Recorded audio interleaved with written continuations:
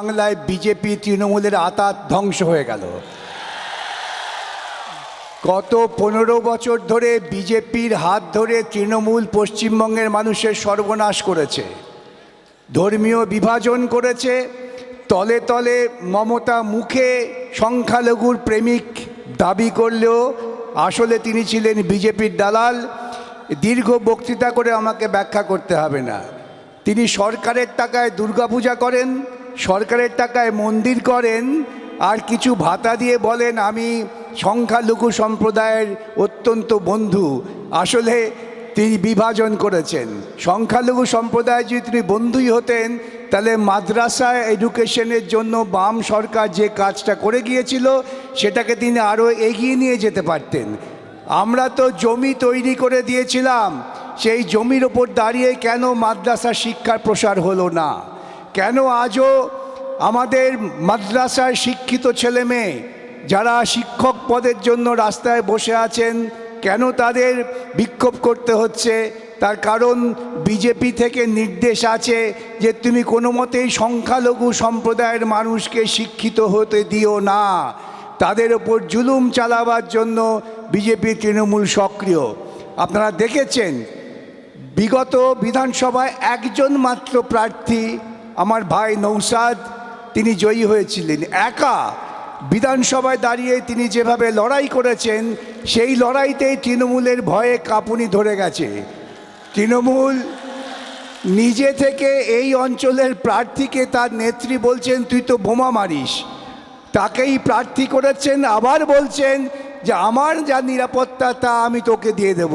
আসলে এই রাজ্যের তৃণমূল নেত্রী, কিছু মনে করবেন না, অনেকেই হয়তো পূর্বতন তৃণমূল সমর্থক আছেন, অনেকেই হয়তো ভেবেছিলেন যে বামপন্থীদের যদি খানিকটা কোণঠাসা করতে হয় তাই তৃণমূলের হাত ধরতে হবে। সেই তৃণমূল নেত্রী প্রকৃতপক্ষে গুন্ডাবাজি, তোলাবাজি, দুর্নীতি ছাড়া অন্য কোনো কাজ করেননি। রেশন নিয়ে দুর্নীতি, ভাবতে পারেন সরকার সাবসিডি দিয়ে রেশনের জিনিসপত্র আমাদের দেয় যাতে মানুষের খাওয়ার ক্ষেত্রে কোনো ঘাটতি না হতে পারে। সেই রেশনের চাল গম চুরি করছেন। যিনি চুরি করছেন তিনি বালু। আর মুখ্যমন্ত্রী এই মঞ্চের ও প্রান্ত থেকে এ প্রান্তে দৌড়চ্ছেন, দৌড়ে বলছেন বালু খুব ভালো। বালু কোনো দোষ করেনি, 16 মাস জেলে ছিল। ইডি বলছে কয়েকশো কোটি টাকা শুধুমাত্র চাল গম চুরি করে বালু সম্পদ তৈরি করেছে। আমাকে এক সাংবাদিক জিজ্ঞাসা করলেন, আচ্ছা স্যার, পার্থ চ্যাটার্জিকে কেন প্রার্থী করেনি তৃণমূল নেত্রী, আর আপনি তৃণমূল নেত্রীকে দুর্নীতিগ্রস্ত বলছেন? কই পার্থকে তো প্রার্থী করলো না। আমি বললাম আপনারা দেখেছেন বালুকে তিনি বলেছেন খুব ভালো, কেন জানেন? চুরির টাকা বালু দিদির ঘরে পৌঁছে দিয়েছিল। আর পার্থকে কেন প্রার্থী করেনি জানেন? পার্থটা এত বোকা, ও টাকাটা নিজের বান্ধবীর ঘরে রেখেছিল, মমতাকে পৌঁছে দেয়নি। এই একটি মাত্র কারণেই পার্থকে প্রার্থী করেনি। পার্থ যদি কিছু টাকা পৌঁছে দিত তাহলে এত সমস্যা হতো না। এই রকম একটা দুর্নীতিগ্রস্ত দল আমাদের ঘাড়ের ওপর চেপে বসেছিল শুধুমাত্র প্রচার মাধ্যমের জন্য, আর পেছন থেকে মোদি তাকে সমর্থন করছেন। আজকে যেই দিনই বাম আইএসএফ চুক্তি হয়ে গেছে, যেদিনই বাম আইএসএফ ঐক্যবদ্ধ হয়েছে, সেদিনই ওরা বুঝে গেছেন যে দিদিকে আর বাঁচানো যাবে না। তাই দিল্লি থেকে উড়ে এসছেন মোদি আর অমিত শাহ। তারা আসলে দিদিকে রক্ষা করতে চান। বিজেপি ক্ষমতায় আসতে পারবেন না ওরা জানেন, কিন্তু পশ্চিমবঙ্গের মানুষ বিজেপির মতো এইরকম একটি সাম্প্রদায়িক দলকে কোনো মতেই সমর্থন করেনি, কোনোদিনও করবেও না। অতএব ওরা এসে মানুষকে বিভ্রান্ত করছেন। কি বলছেন?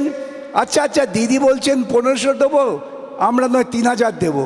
আচ্ছা বলুন তো, একবারও কি বলেছে বিজেপি এসে যে পশ্চিমবঙ্গে মাদ্রাসা শিক্ষা, যেটা বামফ্রন্ট সরকার একটা গতি এনেছিল, তাকে আমরা অনেক বেশি এগিয়ে নিয়ে যাব?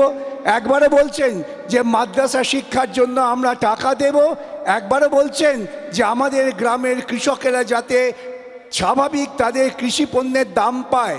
কৃষকেরা আপনার এই অঞ্চল কৃষি অঞ্চল, আলু চাষিরা দাম পাচ্ছেন না, তারা আমার কাছে আসেন, এসে বলেন আমরা কি করব, আত্মহত্যা করা ছাড়া আমাদের কোনো পথ নেই। কৃষকেরা তার কৃষি উৎপাদনের সঠিক দাম পাচ্ছেন না, সে ব্যাপারে কিন্তু না দিদি না দাদা কেউ কোনো কথা বলছেন এখন একটাই ওদের বক্তব্য যে আইএসএফ এবং বাম এই চুক্তি যাতে না হয় ওরা আপ্রাণ চেষ্টা করেছে। আপনাদের ভাইজান এবং আমরা এই চুক্তি করব, ঐক্যবদ্ধভাবে লড়াই করব, এটা প্রতিষ্ঠিত করে এগিয়ে এসেছি। আগামী দিন আপনাদের এই জমায়েত প্রমাণ করছে পশ্চিমবঙ্গ শাসনের নেতৃত্বে বাম আইএসএফ জোট থাকবেন। একটি সংখ্যালঘু এবং কমিউনিস্টদের নেতৃত্বে ভারতবর্ষের বুকে একটা নতুন দৃষ্টান্ত স্থাপন করে ধর্মনিরপেক্ষ সরকার হবে, যে সরকার এসে কৃষকের স্বার্থ রক্ষা করবে, সাধারণ মানুষের স্বার্থ রক্ষা করবে। আর ওই যে বললো পরিযায়ী শ্রমিক, পরিযায়ী হবে কেন? আমার এখানে যদি কৃষি পণ্যের দাম পায়, আমার এখানে লেখাপড়া শেখার পর যদি কারখানা তৈরি হয়, সেখানে কাজের সুযোগ হয়, কেন বাইরে যাবে আমার ঘরের ছেলেরা? আমার ঘরের ছেলে তো বাইরে যাওয়ার কোনো প্রয়োজন নেই। কাটমানি দিয়ে শুধুমাত্র কিছু লোককে পকেটে রেখে দিয়ে অন্য লোকদের ভয় দেখানো, এই চালাকিটা শেষ হয়ে গেছে। এই যে আমার আগে বন্ধু বললেন যে বলছেন ওখানে বোমা আছে, ওটা আসলে তৃণমূলের বাড়ি, এবার সেটা আইএসএফের ঘাড়ে চাপাবার চেষ্টা করছেন এবং পুলিশ দিয়ে সেটা ওরা কার্যকর করতেন। এখন পুলিশেরও টনক নড়ে গেছে।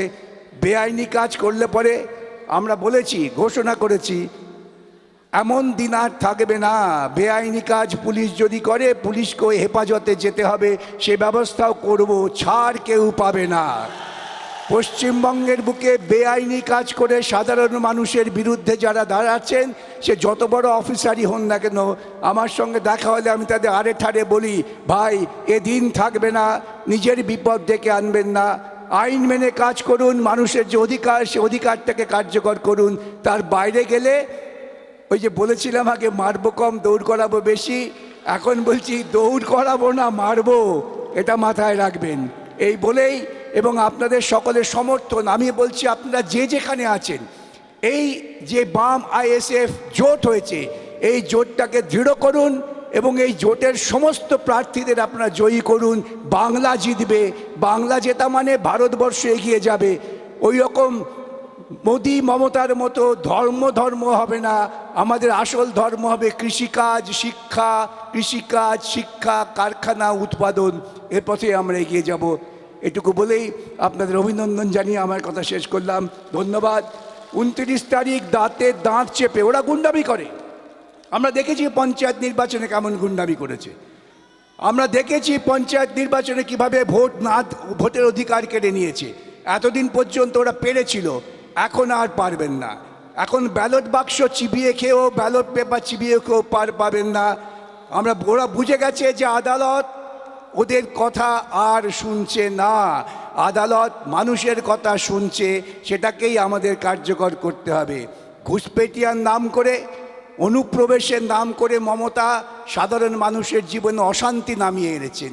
কে এই আওয়াজ তুলেছিল যে পশ্চিমবঙ্গে অনুপ্রবেশে ভরে গিয়েছে? এই মমতা। এবং তিনিও তখন বিজেপির শরিক ছিলেন। আজও এই ঘুষপেটিয়ার তত্ত্ব বলে বিজেপি প্রান্তিক মানুষ, সংখ্যালঘু সম্প্রদায়ের মানুষের ভোটাধিকার কেড়ে নেওয়ার চেষ্টা করছে। তার বিরুদ্ধে আপনারা মাঠে ময়দানে লড়ুন, আদালতে আমরা লড়ব, ছেড়ে দেব না, আমরা কখনো ছেড়ে দিই না। প্রত্যেক মানুষের অধিকার প্রতিষ্ঠিত করার জন্য আমাদের সমস্ত রকম চেষ্টা চালু আছে এবং থাকবে। আবারও বলি, 29 তারিখে দাঁতে দাঁত দিয়ে লড়াই করুন। 4 তারিখ থেকে পশ্চিমবঙ্গ লাল পথে যাত্রা শুরু করবে। সঙ্গে থাকবে আইএসএফ, যারা মানুষকে শুধুমাত্র ধর্মীয় সম্প্রদায়ের অংশ মনে করে না, যারা মানুষকে মনে করে সবাই মানুষের অংশ। এবং ধর্ম ব্যক্তিগত, ধর্ম দিয়ে কখনো সমাজ নিয়ন্ত্রণ হয় না, সরকার কখনো ধর্ম দিয়ে চলে না, সরকার চলবে আইনে এবং সংবিধানে। আমার ধর্মের অধিকার আমি রক্ষা করব। ধর্মটা আত্মার ব্যাপার, বুকে থাকে, লুকিয়ে থাকে। ধর্ম নিয়ে মাতামাতি যারা করে তারা ধর্মের বিরোধিতা করে, এইটা মাথায় রাখবেন। সকলে ঐক্যবদ্ধ থাকবেন।